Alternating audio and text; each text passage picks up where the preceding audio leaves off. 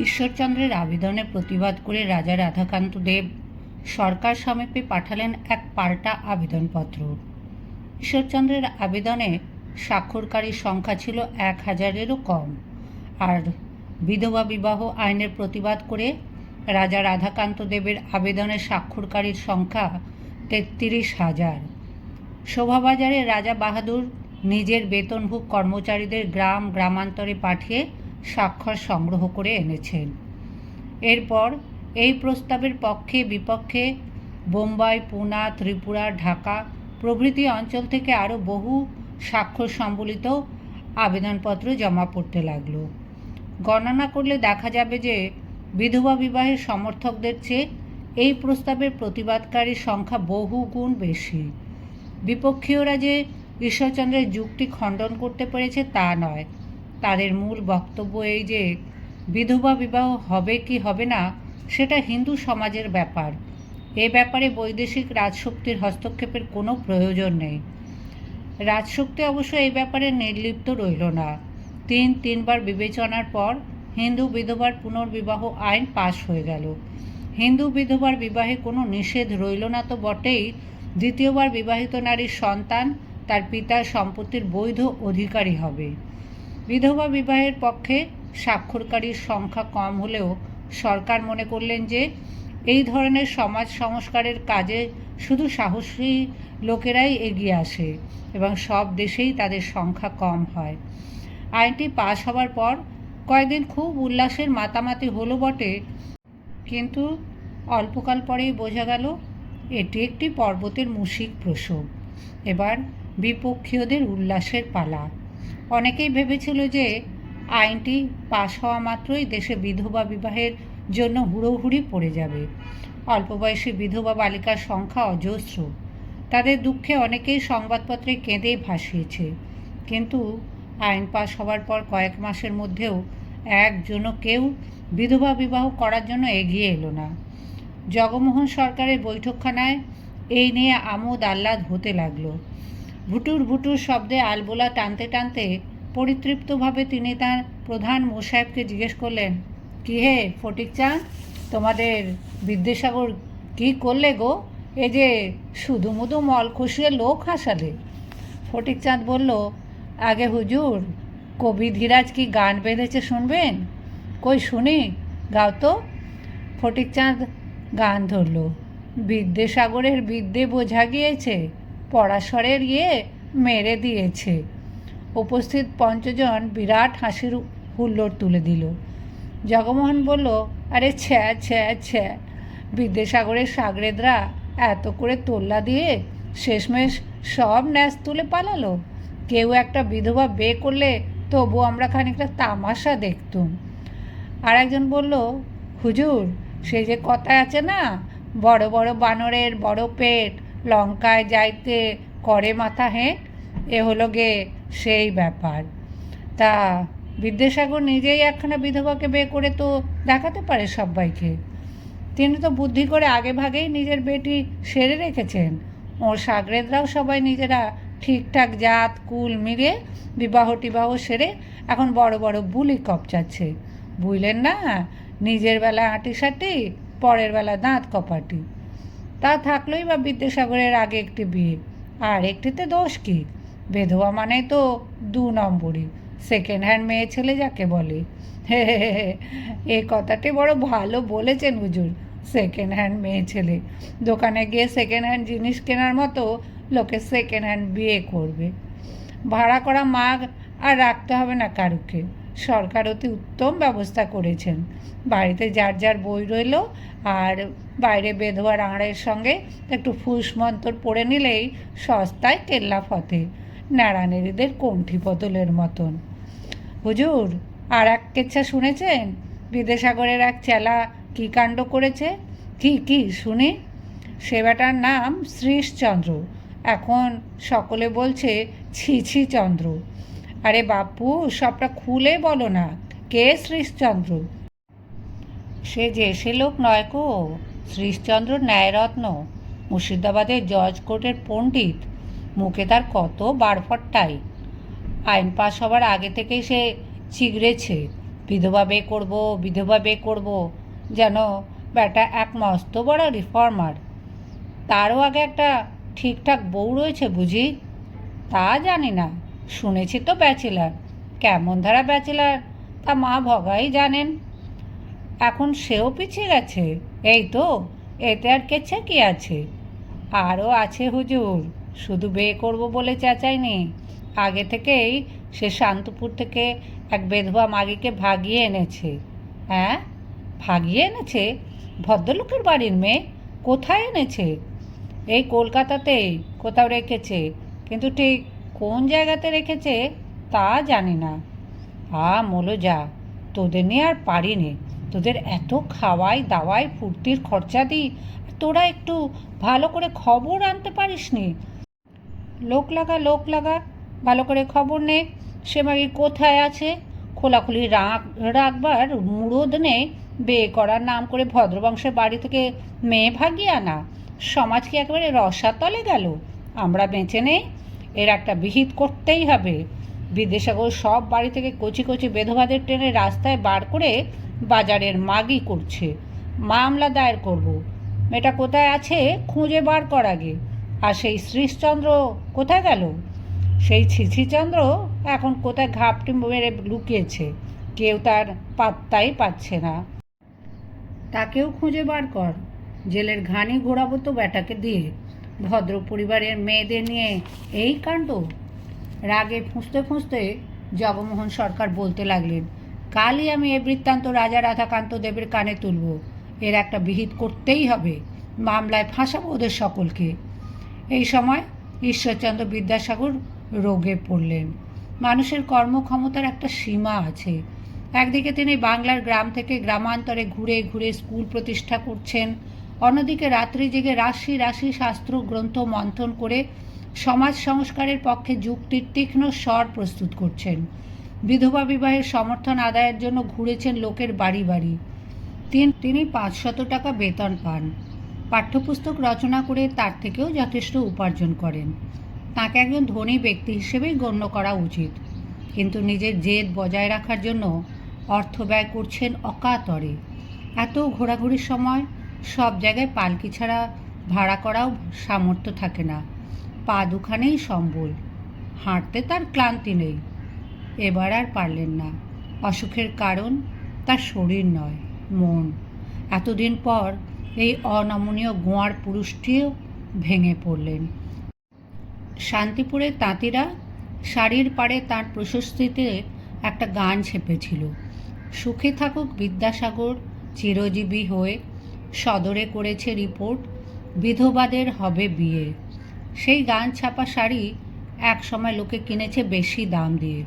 খোল করতাল বাজিয়ে অনেকে তার বাড়ি বয়ে এসে সেই গান শুনিয়ে গেছে। এখন আবার একটি প্যারোডি হয়েছে সেই গানের। তাঁর বন্ধু রাজকৃষ্ণ বন্দ্যোপাধ্যায়ের সুকিয়া স্ট্রিটের বাড়িতে বিদ্যাসাগর রোগ শয্যায় শায়িত। তাঁর শয্যা জুলুনি হয়েছে, ছটফট করছে সারা পালঙ্ক জুড়ে, কিছুতেই স্থির থাকতে পারছেন না। শত দুঃখে কষ্টেও যে মানুষ কখনো শব্দটি করেনি, এখন তার বুকের একেবারে ভেতর থেকে একটা মুচড়ানো কাতর আওয়াজ ভেসে আসে, আহ আহ। রাজকৃষ্ণ সান্ত্বনা দেবার চেষ্টা করেও ব্যর্থ হয়ে নীরব হয়ে বসে থাকেন শিয়রের কাছে। ডাক্তার বৈদ্য দেখানো হয়েছে, সব ওষুধই বুঝি ব্যর্থ। বাইরে থেকে একটা গানের আওয়াজ আসছে। রাজকৃষ্ণ সচকিত হয়ে জানলা বন্ধ করতে গেলেন। ঈশ্বরচন্দ্র বললেন, থাক থাক, বন্ধ করো না, ওরা গাইছে গাক, ওদের মনোবাসনাই পূর্ণ হবে। বাইরে একদল ইয়ারগোছের লোক নেচে কুঁদে গাইছে সেই প্যারোডি গান, শুয়ে থাক বিদ্যাসাগর চিররোগী হয়ে, শুয়ে থাক বিদ্যাসাগর চিররোগী হয়ে। ঈশ্বরচন্দ্র সেই গান শুনতে শুনতে বলেন, ওরে, আমি চিররোগী হয়ে শুয়ে থাকতে চাই না। এখন মরলেই আমার জ্বালা জুড়োয়।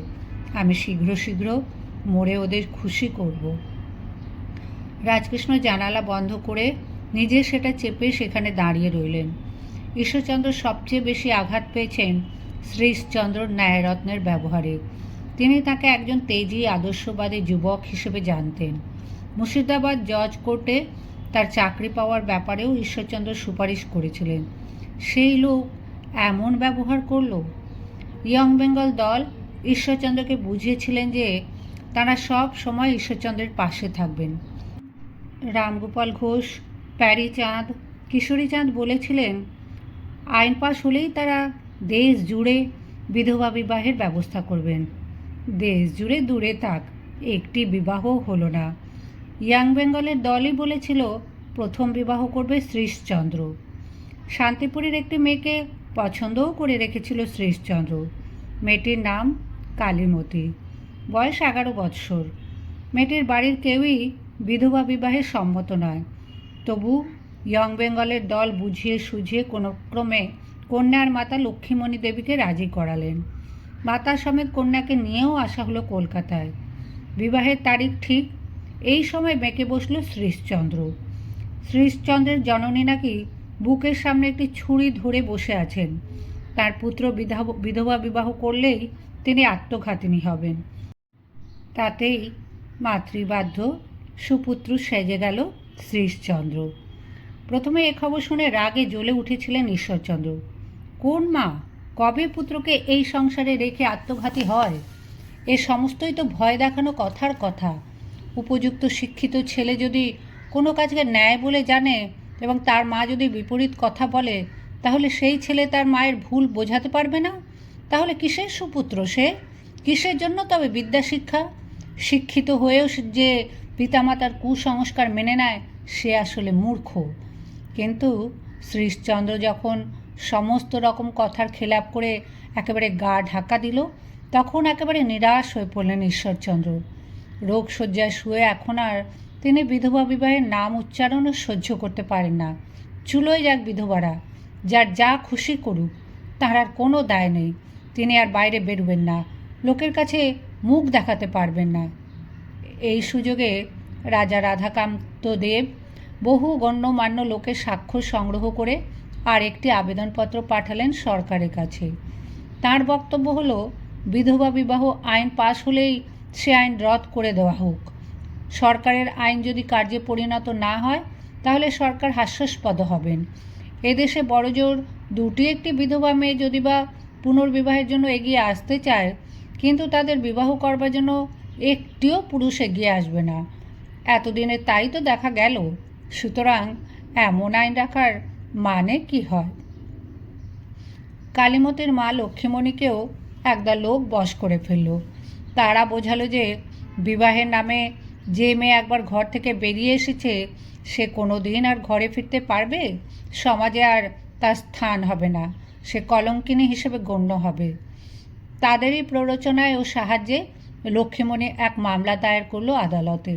শ্রীশচন্দ্র মিথ্যে আশ্বাস দিয়ে কালীমতিকে শান্তিপুর থেকে কলকাতায় এনে কলঙ্কের ভাগী করেছে। এখন সে হয় কালীমতিকে বিবাহ করুক অথবা 40,000 টাকা খোরপোশ দিক। দেশের বহু সংবাদপত্র এই সময় তার ব্যঙ্গ বিদ্রূপে মেতে উঠল। সাহেবরা লিখল, এই তো দেখা যাচ্ছে ইয়ং বেঙ্গলের সমাজ সংস্কারের দৌড়। কেউ লিখল, কথা দিয়ে কথা রাখতে পারে না যে শ্রীশচন্দ্র, সে আবার জজ কোর্টের পণ্ডিত। এর কাছ থেকে কে সুবিচারের আশা করবে?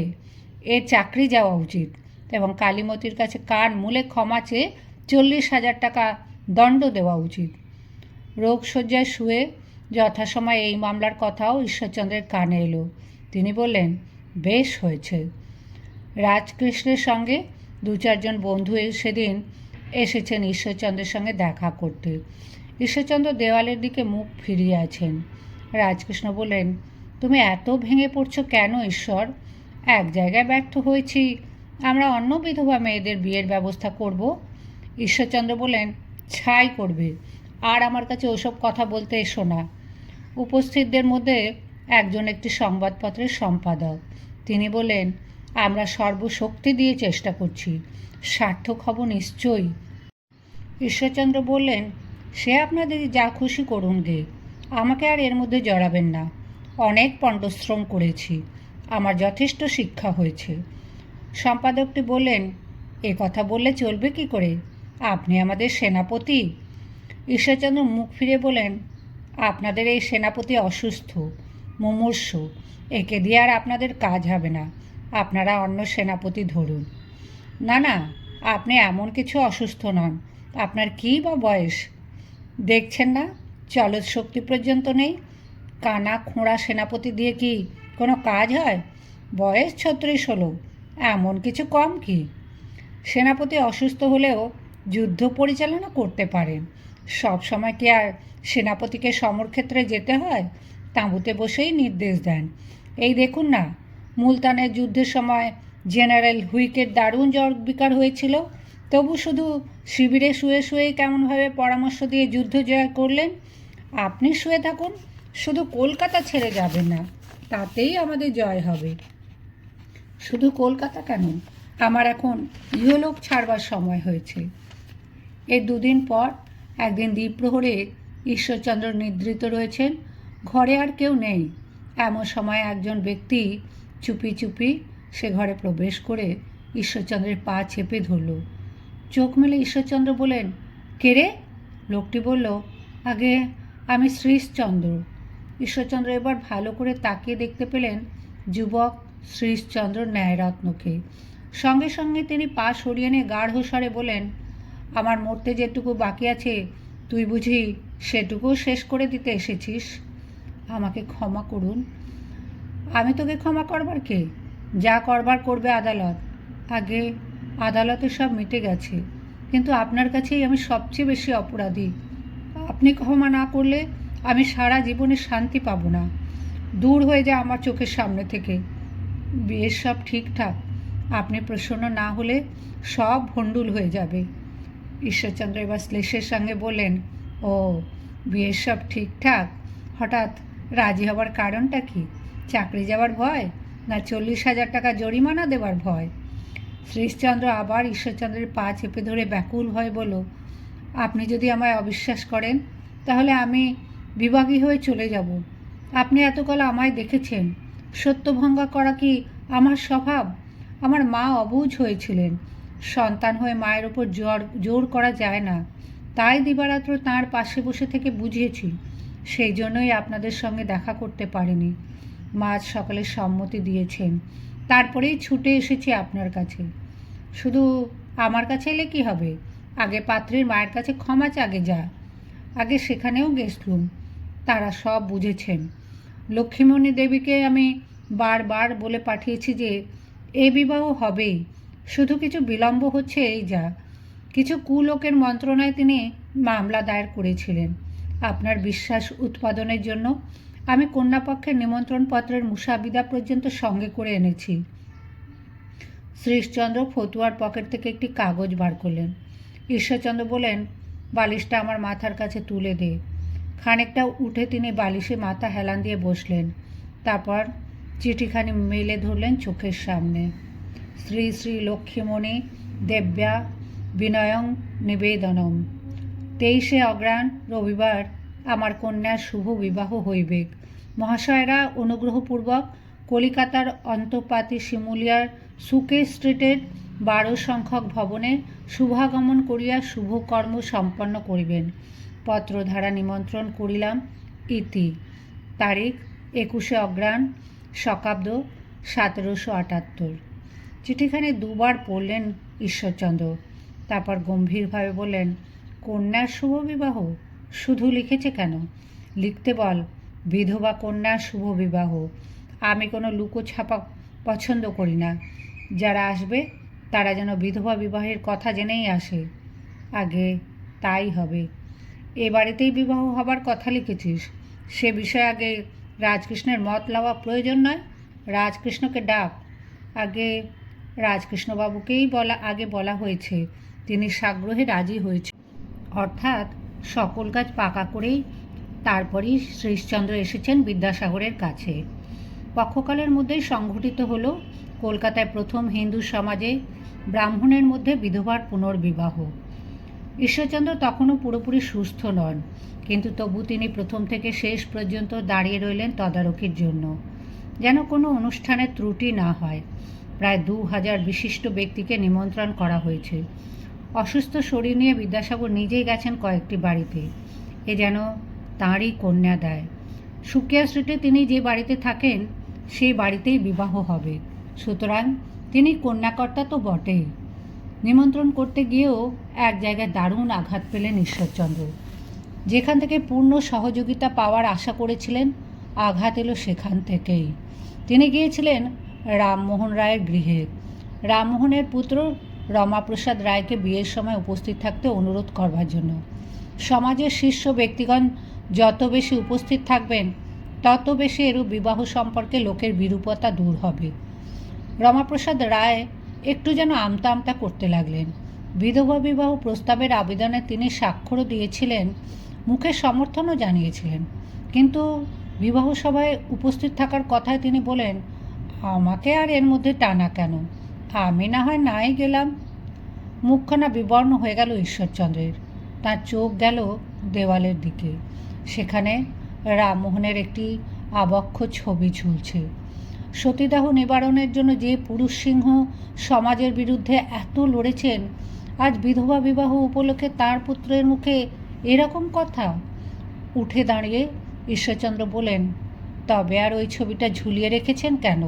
টান মেরে মাটিতে ফেলে দিন। আপনি না গেলেও এ অনুষ্ঠানে কোনো ত্রুটি হবে না। কালীমতিকে আগে থেকেই এনে রাখা হয়েছে রাজকৃষ্ণ বন্দ্যোপাধ্যায়ের বাড়িতে। বর আসবে রামগোপাল ঘোষের বাড়ি থেকে। বিবাহের লগ্ন রাত্রি দ্বীপ প্রহরে, কিন্তু যদি কোনো গোলযোগ হয় সেই জন্য সন্ধ্যাকালেই আনা হয়েছে বরকে। রামগোপাল ঘোষের গৃহ থেকে বিবাহের মণ্ডপ পর্যন্ত পথে দুপাশে দুহাত অন্তর দাঁড় করিয়ে দেওয়া হয়েছে পুলিশ। পথ একেবারে লোকে লোকারণ্য। এর মধ্যে কত লোক হুজুগখোর, কত লোক সপক্ষের, আর কত যে বিপক্ষেও তা বোঝা দুষ্কর। রামগোপাল ঘোষের সুসজ্জিত জুড়ি গাড়ির মধ্যে বসে আছেন বরবেশী শ্রীশচন্দ্র। তার সঙ্গে রয়েছেন রামগোপাল ঘোষ নিজে, তার বন্ধু হরচন্দ্র ঘোষ, শম্ভুনাথ পণ্ডিত ও দ্বারকানাথ মিত্র। একসময় মনুষ্যের ভিড়ে অশ্ববাহিত গাড়ি আর অগ্রসর হতে পারে না। কারা যেন তুমুলভাবে চিৎকার করছে। তার সপক্ষের জয়ধ্বনি না বিপক্ষের বিদ্রুপ, তা বোঝা গেল না। হঠাৎ বিকট শব্দে একটা পটকা ফাটল। শ্রীশচন্দ্র রামগোপালের হাত চেপে ধরল। শোনা গিয়েছিল যে বিপক্ষীয় লোকেরা লাঠিয়াল এনে বরের শোভাযাত্রার জন্য হামলা করবে, সেই জন্যই এত পুলিশের ব্যবস্থা। রামগোপাল শ্রীশচন্দ্রকে বললেন, ভয় নেই। তারপর বন্ধুদের নিয়ে লাফিয়ে নেমে পড়লেন পথে। তাঁরা জুড়ি গাড়ি দুপাশে হাঁটতে লাগলেন। কেউ অবশ্য গোলযোগ অথবা বাধা দিতে এলো না। পৌঁছে গেলেন রাজকৃষ্ণ বন্দ্যোপাধ্যায়ের বাড়িতে। পূর্ণাঙ্গ অনুষ্ঠানেই বিবাহ হলো। দুপক্ষের দুজন বিশিষ্ট পুরোহিত উপস্থিত। এছাড়া এসেছেন বিদ্যাসাগরের পক্ষপাতী সংস্কৃত কলেজের পণ্ডিতরা।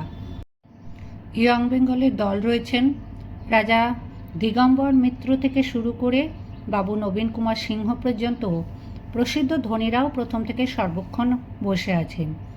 রমাপ্রসাদ রায়ও শেষ পর্যন্ত চক্ষু লজ্জার মাথা খেয়ে না এসে পারেননি, এবং এসেছেন অনেক মহিলা।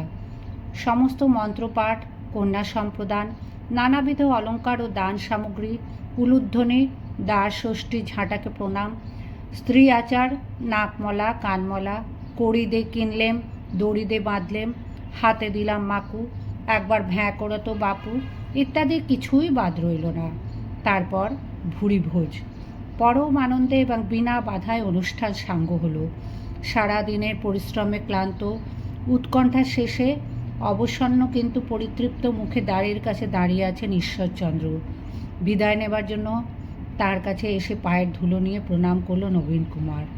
তারপর সে বলল, আপনাকে একটি কথা নিবেদন করব। ঈশ্বরচন্দ্র বললেন, কী কথা বলো তো বাপু। নবীন কুমার বলল, এখন থেকে আমি আপনার সকল কার্যে সহায়ক হতে চাই। আমি জানি এই বিবাহের জন্য আপনার প্রচুর অর্থ ব্যয় হয়েছে। এরপর থেকে প্রত্যেক বিধবার বিবাহে আমি 1000 টাকা দিতে চাই। ঈশ্বরচন্দ্র বিস্মিতভাবে এই সদ্য যুবকটির দিকে চেয়ে রইলেন।